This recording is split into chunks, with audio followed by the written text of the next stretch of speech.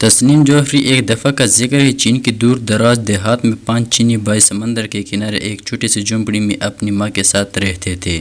وہ سب ہم شکل تھے اور بالکل ایک جیسے دیکھتے تھے۔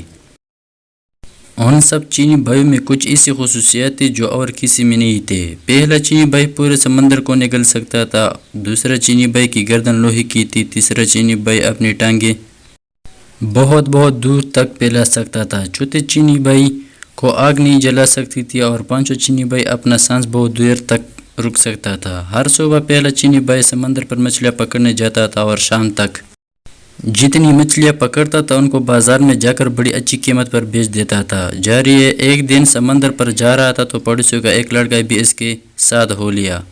اس نے بہت منع کیا لیکن لڑکا باز نہیں آیا۔ دونوں جب سمندر پر پہنچے تو پہلے چینی بھائی نے ایک ہی سانس میں تمام سمندر کا پانی نگل لیا۔ سمندر خالی ہو گیا تو اس میں موجود تمام چیزیں واضح ہو گئی۔ لاتعداد مچھلیوں کے علاوہ سمندر بے شمار قیمتی خزانوں سے بھرا پڑا تھا۔ لڑکا یہ سب دیکھ کر دیوانہ ہو گیا اور دوڑا خزانہ سمیٹنے کے لیے۔ پہلے چینی بھائی نے تو صرف اتنی ہی مچھلیاں پکڑی جتنی وہ روز پکڑتا تھا۔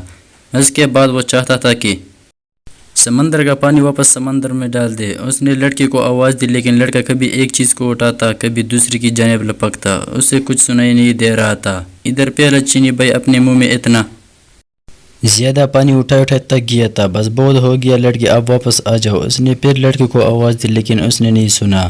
انتظار کر کے پہلا چینی بھائی جب بے حال ہو گیا اور اس کی برداشت سے باہر ہو گیا تو اس نے وہ پانی سمندر میں اگل دیا۔ اس کے ساتھ وہ لڑکا بھی پانی میں غرق ہو گیا۔ پہلے چینی بھائی جب اکیلا گاؤں واپس آیا تو گاؤں والوں نے اس لڑکی کے بارے میں پوچھا لیکن وہ کوئی جواب نہ دے سکا۔ گاؤں والے سب سمجھ گئے کہ اس نے لڑکے کو مار دیا اور انہوں نے عدلیہ میں جا کر اس کی شکایت کر دی۔ سپاہی پہلے چینی بھائی کو پکڑ کر عدالت میں لے گئے اور لڑکی کی قتل کے جرم میں اس کو سزائے موت سنا دی گئی۔ حضور والا کیا میں آخری بار اپنی ماں سے ملنے جا سکتا ہوں؟ پہلے چینی بھائی نے جس سے پوچھا۔ ہاں، اتنی رعایت تمہیں دی جا سکتی ہے، جج نے کہا۔ پہلا چینی بھائی خوشی اپنے گھر گیا اور اپنی ماں سے ملا لیکن وہ واپس نہیں آیا بلکہ اس کی جگہ دوسرا چینی بھائی جیل پہنچ گیا جس کی لوہے کی گردن تھی۔ چوہے پر تمام گاؤں کے لوگ اکٹھے ہو چکے تھے۔ جلاد ہاتھ میں تلوار لیے مجرم کی گردن اڑا دینے کے لیے تیار کھڑا تھا۔ سپاہی مجرم کو پکڑ کر لائے اور اس کی گردن شکنجے پر رکھ دی۔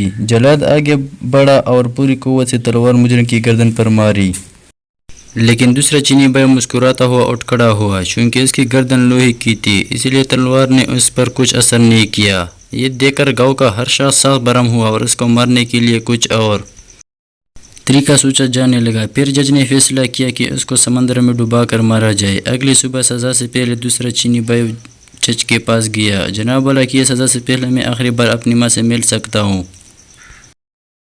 ہاں، یہ ایک رعایت تمہیں دی جا سکتی ہے۔ جج نے اجازت دیتے ہوئے کہا۔ وہ اجازت ملتی ہی خوشی اپنے گھر کی طرف چلا لیکن اگلے دن وہ واپس نہیں آیا بلکہ اس کی جگہ تیسرا چینی بھائی جیل واپس آیا جس کی ٹانگیں لمبی ہو جاتی تھی۔ اس کی سزا کی تیاری ہونے لگی۔ سارا گاؤں سمندر کے کنارے جمع ہو چکا تھا۔ سپاہی اس کو کشتی میں بٹھا کر سمندر کے درمیان میں پہنچ گئے جہاں پانی گہرا تھا اور تیسرے چینی بھائی کو اٹھا کر پانی میں پھینک دیا۔ تیسرا چینی بھائی جب سمندر میں گرا تو اس کی ٹانگیں لمبی ہونے لگی، لمبی اور بہت زیادہ لمبی ہو گئی کہ سمندر کی تہہ سے جا لگی اور وہ ڈوبنے سے بچ گیا۔ اس کا مسکراتا ہوا چہرہ دیکھ کر سپاہی اور تمام گاؤں والے آگ بگولا ہو گئے۔ اس بار انہوں نے فیصلہ کیا کہ مجرم کو آگ میں جلایا جائے۔ اگلی صبح وہ جج کے پاس گیا۔ حضور والا کیا میں آخری بار اپنی ماں سے مل سکتا ہوں؟ ہاں، تمہیں اتنی رعایت دی جا سکتی ہے۔ جج نے نہ چاہتے ہوئے بھی اس کو اجازت دے دی۔ وہ خوشی اپنے گھر کی طرف دوڑا لیکن ماں سے مل کر وہ واپس نہیں آیا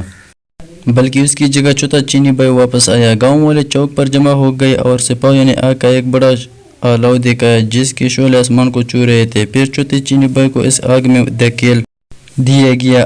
کتنا سکون مل رہا ہے، چوتھا چینی بھائی مسکراتے ہوئے بولا، کیونکہ اس کو آگ جلانے نہیں سکتی تھی۔ آگ اور تیز کر دو، لوگوں نے چلا کر سپاہی کو کہا۔ انہوں نے آگ اور زیادہ تیز کر دی۔ بڑا مزہ آ رہا ہے، چوتھا چینی بھائی خوشی سے بولا۔ گاؤں کے لوگ یہ دیکھ کر سیخ پا ہو گئے۔ پھر انہوں نے فیصلہ کیا کہ اس کو بدبودار جگہ پر بند کر دیا جائے تاکہ دم گھٹنے سے مر جائے۔ اگلی صبح چوتھا بھائی دوڑا اپنے گھر گیا لیکن وہ اپنی ماں سے مل کر واپس نہیں آیا بلکہ اس کی جگہ اس کا پانچواں چینی بھائی آیا۔ سارا گاؤں چوک پر اکٹھا ہو چکا تھا۔ ایک بند کوٹھری میں بے شمار بدبودار اور زہریلی جڑی بوٹیاں اکٹھی کر کے جلائے گئے اور پانچوں چینی بھائی کو اس کٹیری میں پھینک کر تالا لگا دیا گیا۔ ساری رات تجسس میں گاؤں والے کٹیری کے باہر بیٹھے رہے۔ صبح کو جب سپاہیوں نے اس کی لاش نکالنے کے لیے دروازہ کھولا تو پانچواں چینی بھائی مسکراتا ہوا باہر نکلا، کیونکہ وہ بہت دیر تک اپنا سانس روک سکتا تھا، اس لیے بدبو سے نہیں مرا۔ لوگ یہ دیکھ کر ہکا بکا رہ گئے۔ جج آگے بڑھا اور بولا، ہم نے تمہیں ہر ممکن طریقے سے مارنے کی کوشش کی، لیکن تم ہر بار بچ گئے، اس کا مطلب ہے کہ تم بے گناہ ہو۔ اب تم آزاد ہو۔ تمام گاؤں والوں نے بھی جج کی اس بات سے اتفاق کیا اور اس کا پیچھا چھوڑ دیا۔ وہ خوشی خوشی اپنے گھر کی طرف دوڑا، جہاں اس کی ماں اور چاروں چینی بھائی اس کا انتظار کر رہے تھے۔ ان کی باقی زندگی خوشی ہنستی گزری۔